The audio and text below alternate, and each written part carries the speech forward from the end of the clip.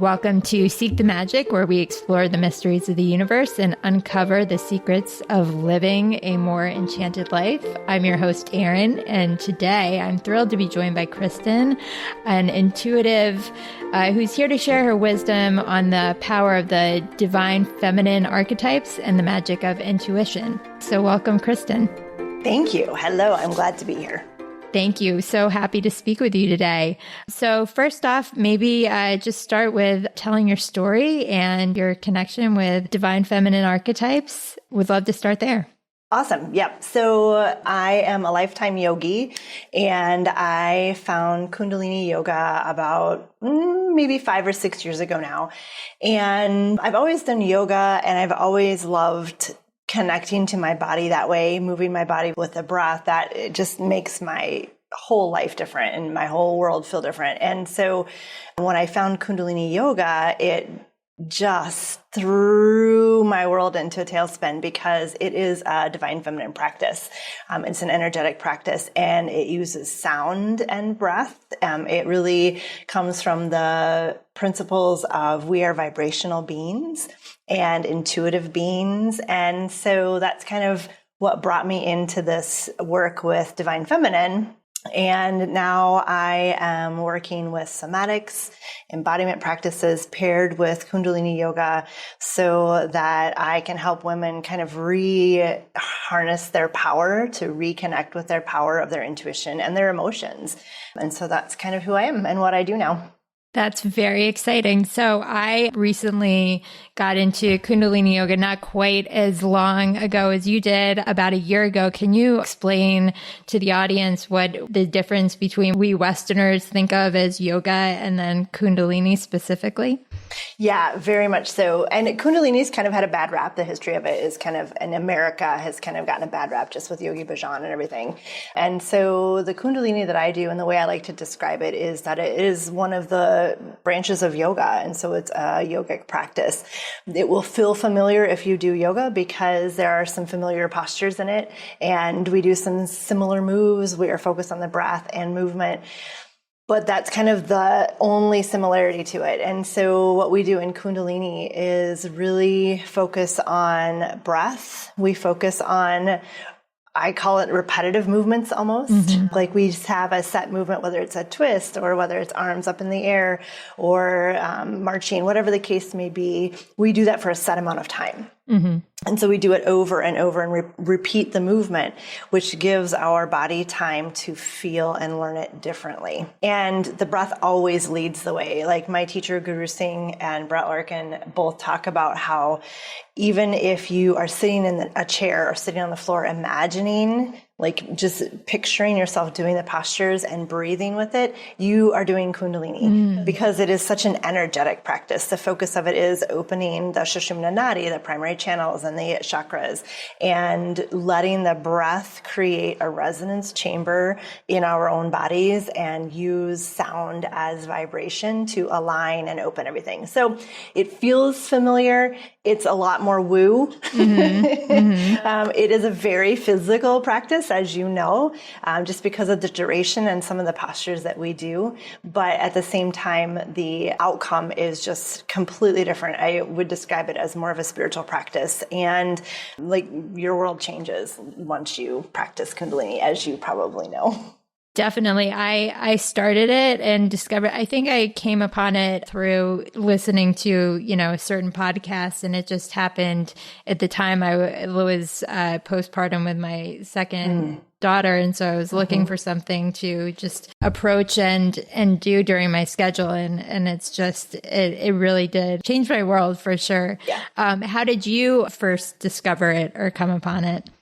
So I used to own a yoga studio in my town where I live, and we would have guests come in and lead workshops and trainings and stuff like that. And I was very much about just kind of giving people a taste of different worlds and being open to all practices and all philosophies and just coming together as a community to understand each other and our differences and really support that. And so I got connected to someone who did Kundalini Yoga, and she came in and led a workshop, and it was amazing.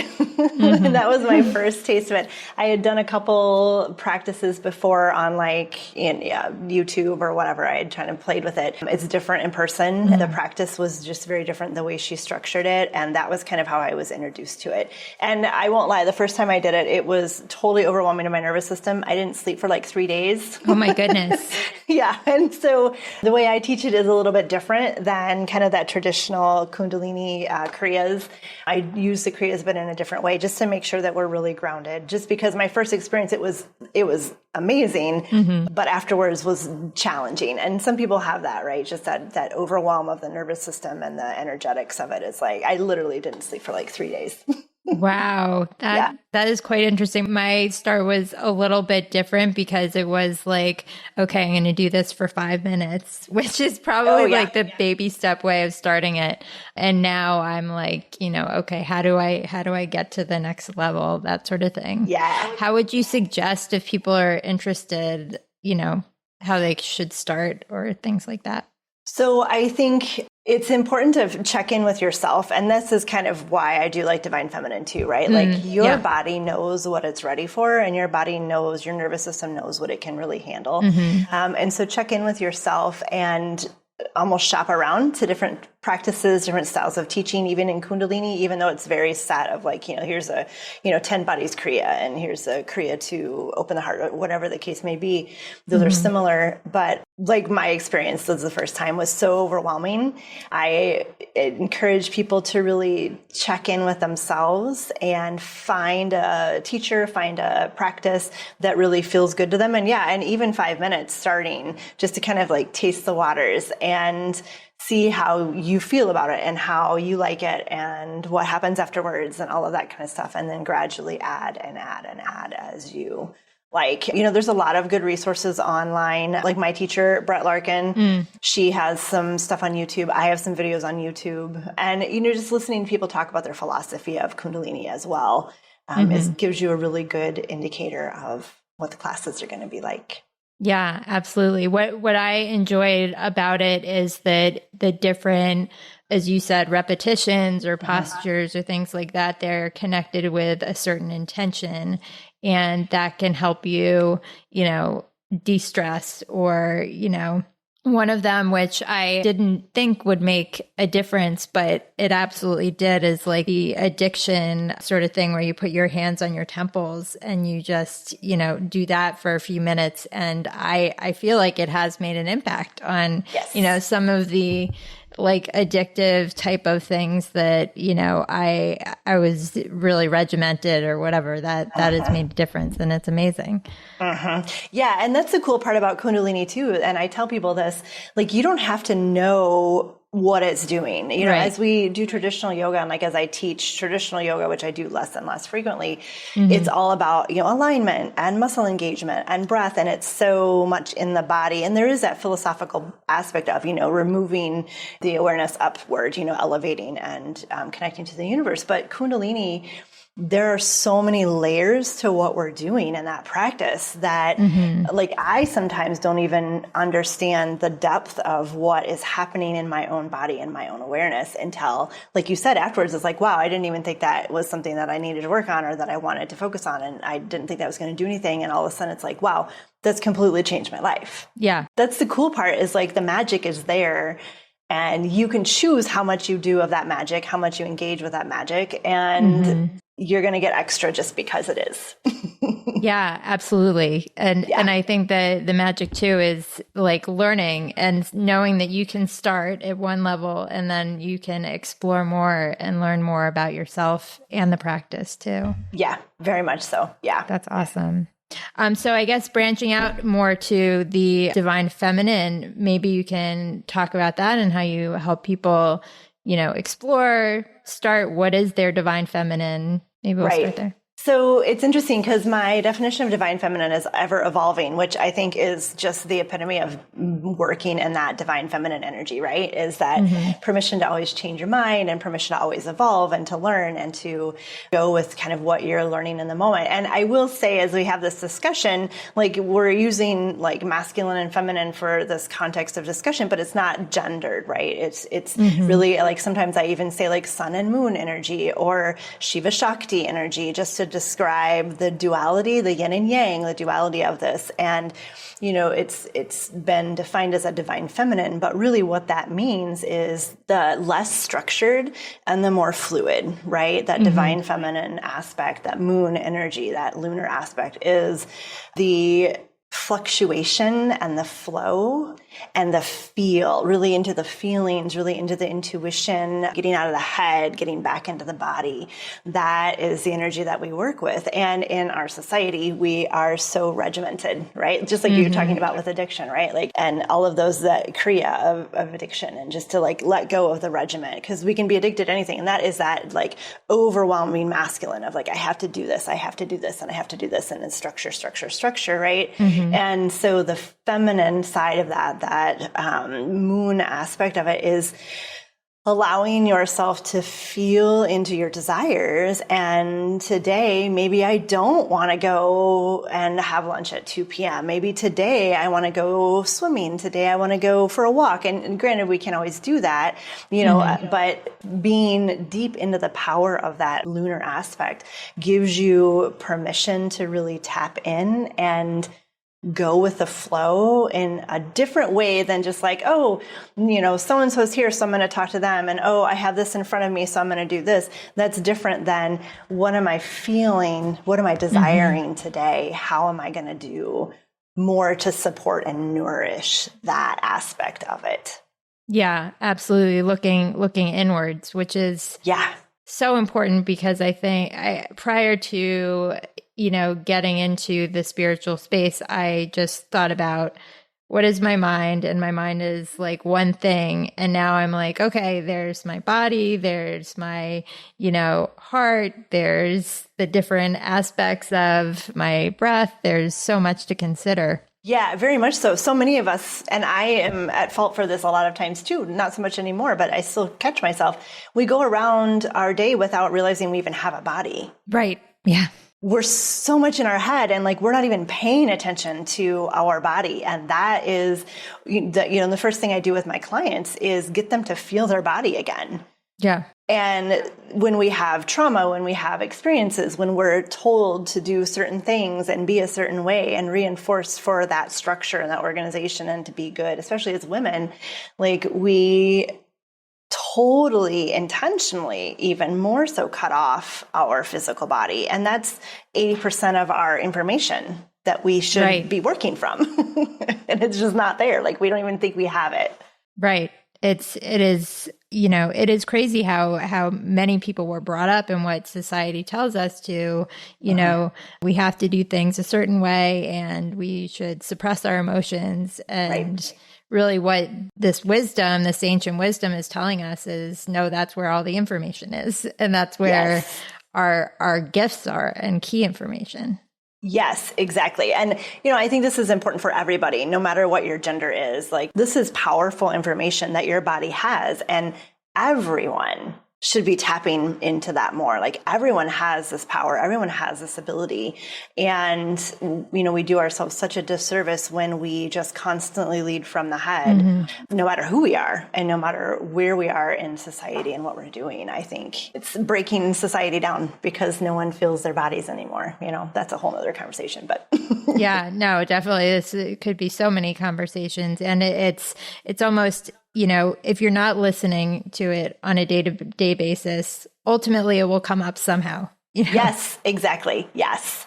Yeah, right. And like a lot of clients that I see have, you know, body pain or back pains or injuries, repetitive use injuries, or just all of a sudden like they're gaining weight or their body just hurts or they're not sleeping. And that literally is because they've stopped listening for so long that that's the only way that their body can get attention again. And so now like they're so deep in a hole that we have to nourish, feel safe, because the body doesn't feel safe anymore because it's being ignored.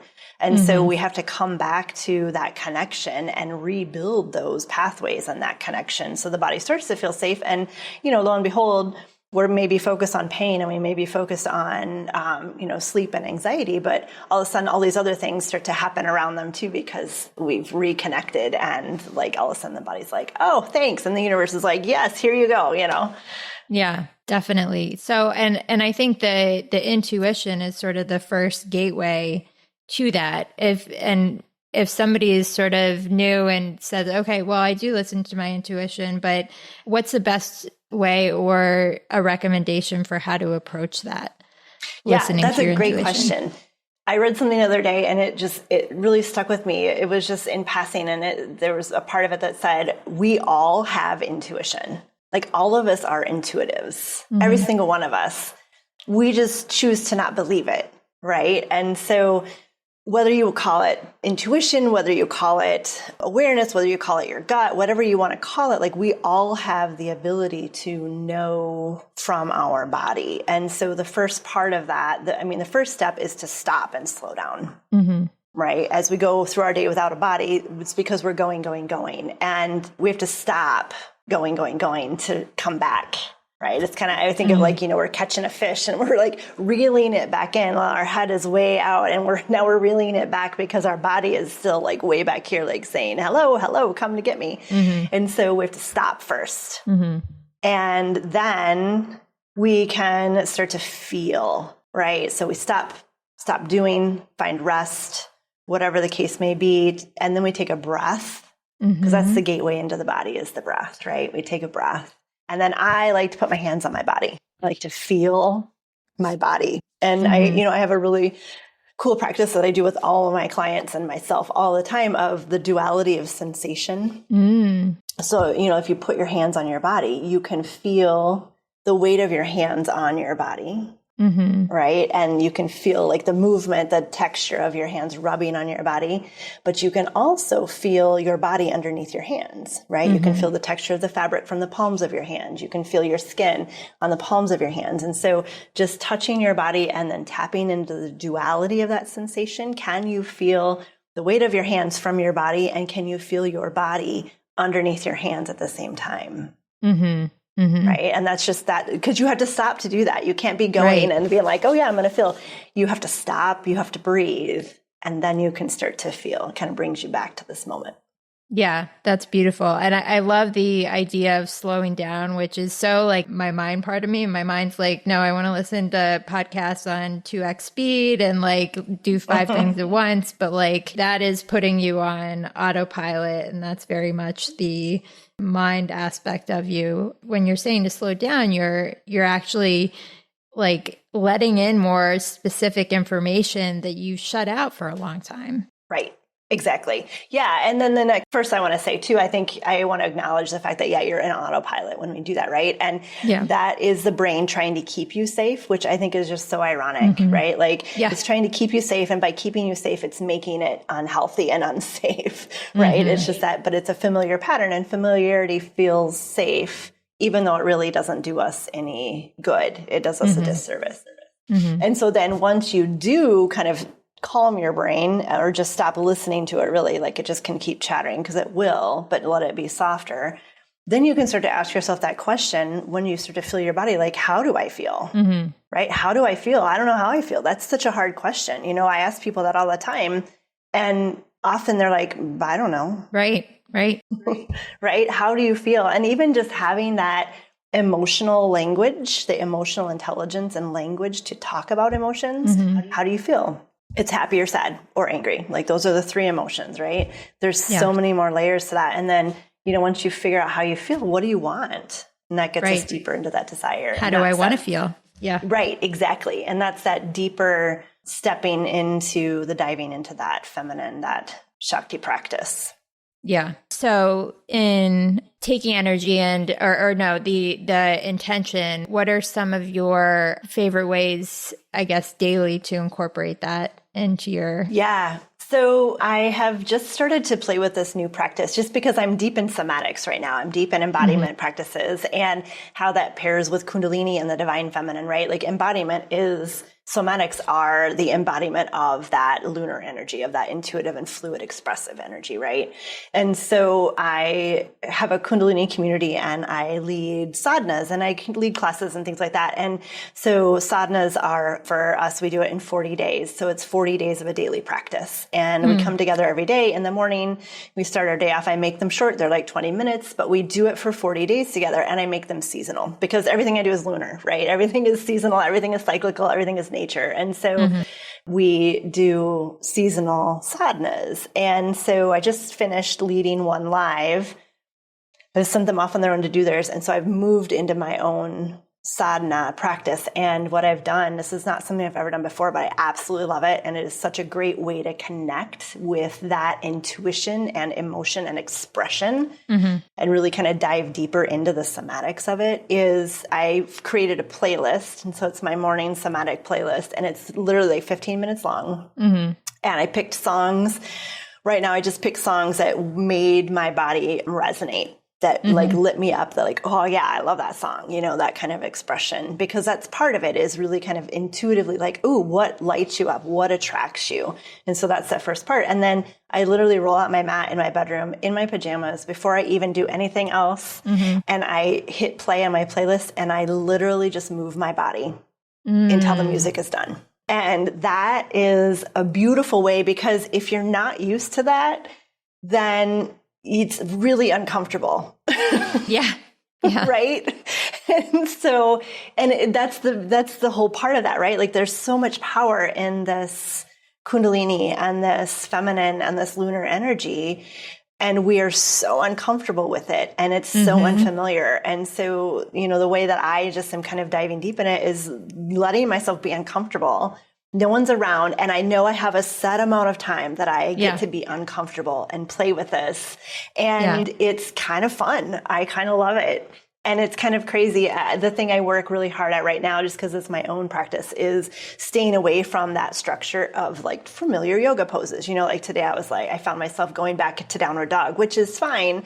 But then I'm like, how can I make this more expressive and not just be a yoga practice? I don't want it to be yoga. I want it to be movement. I want it to be somatics. I want it to feel. How can I make this more about moving my body and less about doing yoga? Yeah.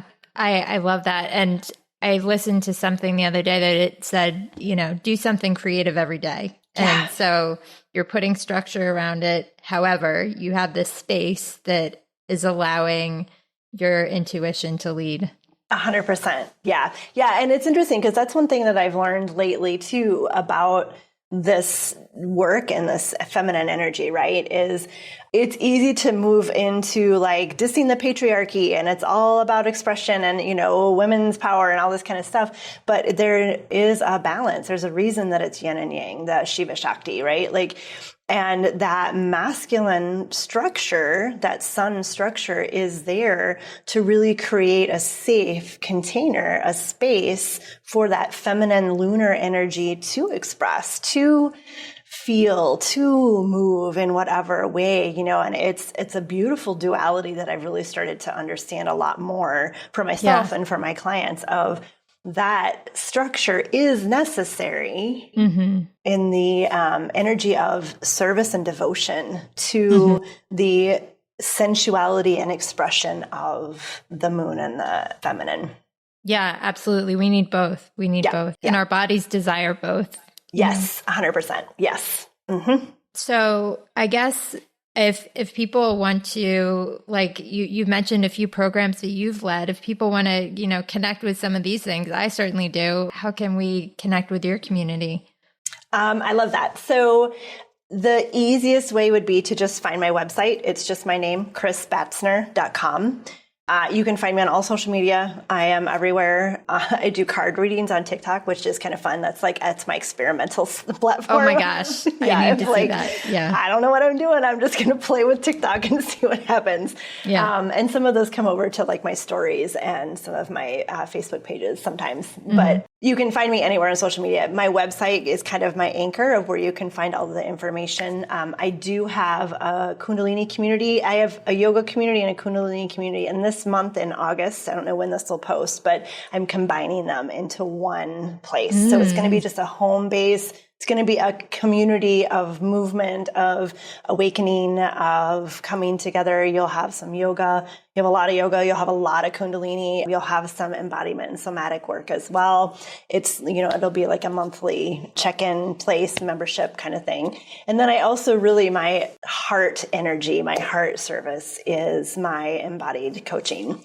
And this is helping just women navigate transitions, whether it's having kids or empty nesters or new careers or literally like menopause and change of life, where all of a sudden like your body is betraying you and you don't know who you are because you've been in service to everyone else for so long. Like that's really kind of where I work, where I love working. And we do Kundalini, we do somatics, we do embodiment, and we literally dive deep and relearn how to be these goddesses that we really are and really embody that in our daily. Well, that is amazing, Kristin. Thank you so much. I will definitely include all that information, and I'm signing up and joining your community for Lovely. sure. So I'd love to speak again more. It was great to connect, and thank you so much for speaking about intuition and introducing us to the magic of Kundalini. Thank you so much for having me. I would love to talk again. I can talk forever about this. It was lovely to have this conversation. Definitely. With you. It's a date then. Okay. Yeah, awesome. Perfect. All right. Take care. Thank you so much. Bye-bye.